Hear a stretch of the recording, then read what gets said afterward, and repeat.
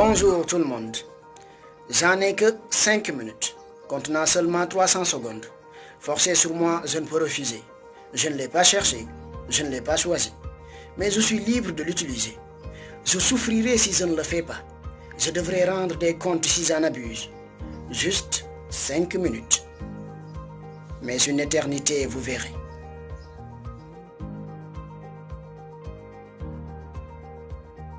Dans les manuels d'histoire, il y a cette vieille histoire avec le roi Arthur, à propos des chevaliers qui cherchaient la chose qui avait le plus de valeur.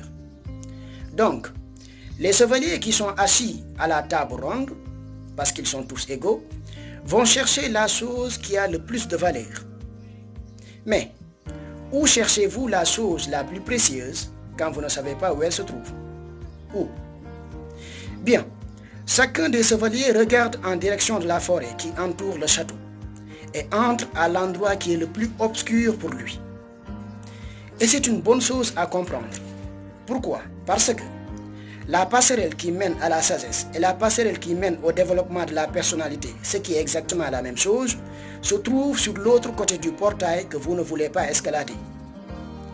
La raison à cela est assez technique. Quand vous étudiez l'Allemagne nazie par exemple, ou que vous étudiez l'Union soviétique, particulièrement sous Staline, et que vous vous demandez à quoi ressemblent les auteurs de ces massacres, oublions les victimes, parlons uniquement des auteurs des atrocités. La réponse, elle est simple. Ils sont justes comme vous. Et si vous ne le savez pas, c'est parce que vous ne connaissez rien sur les gens, y compris vous-même. Ça veut également dire que vous devez découvrir pourquoi ils sont comme vous. Et croyez-moi, ce n'est pas tâche facile. Donc c'est suffisant pour traumatiser les gens. Et c'est en partie pour cela qu'ils n'en font rien. C'est aussi pour cela que le chemin vers l'illumination et la sagesse est rarement emprunté. Parce que si c'était une question de suivre votre bonheur et de faire ce qui vous rend heureux, tout le monde serait un modèle de sagesse. Mais ce n'est absolument pas le cas.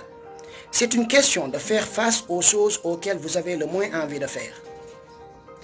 Il y a donc de nombreuses choses en ce qui vous concerne qui sont sous-développées.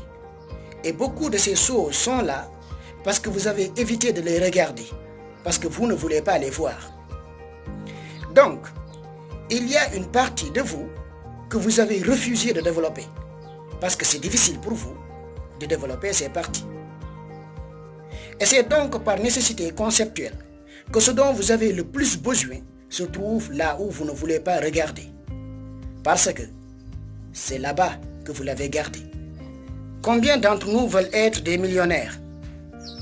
Combien d'entre nous veulent être des intellectuels, des sages? Combien d'entre nous veulent être des érudits respectés? Il y en a sûrement beaucoup, si ce n'est pas tout le monde.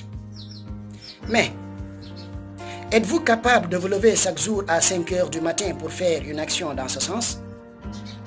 Êtes-vous capable de délaisser votre téléphone portable 7 heures de temps par jour? Êtes-vous capable de laisser tomber toutes vos distractions pour vous concentrer sur vos objectifs? Sur les 100% qui ont répondu positivement aux 3 premières questions, il n'en reste plus beaucoup au dernier. Et pourtant, c'est ce dont nous devons faire pour y parvenir. Je sais que vous le savez déjà, mais nous avons tendance à penser que la grandeur et les grandes réalisations proviennent d'énormes efforts et de choses difficiles à faire.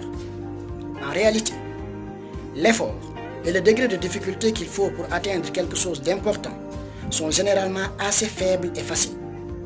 Plus important que le degré d'effort, c'est la cohérence du petit effort à faire.